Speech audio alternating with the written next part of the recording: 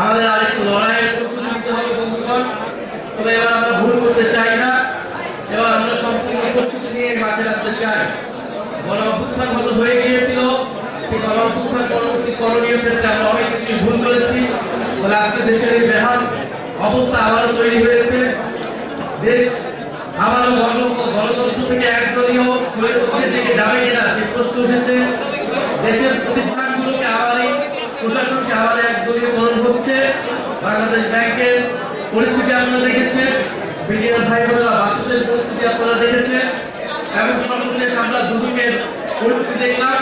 দুদক আইন অনুসারে একটি স্বাধীন নিরপেক্ষ প্রতিষ্ঠান, কিন্তু বাংলাদেশের ইতিহাসে কখনোই সেই স্বাধীনভাবে দুদক কাজ করতে পারে না।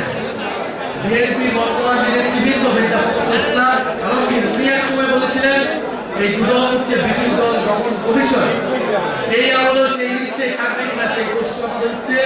দুদকের চেয়ারম্যান কমিশনাররা কেন পদত্যাগ করলো, সরকার কেন চাপ প্রয়োগ করলো, সরকারের চাপে তারা পদত্যাগ করেছে সেইটা আমাদের কাছে স্পষ্ট না। সেই জবাবদিহিতা আমরা নিশ্চিত করছি নিশ্চয়ই সংসদে গেলে আমরা এটা কথা বলবো।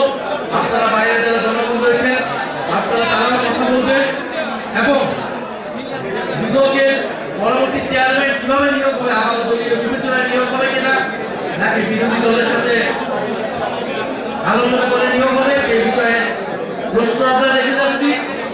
আপনাদের সিলেট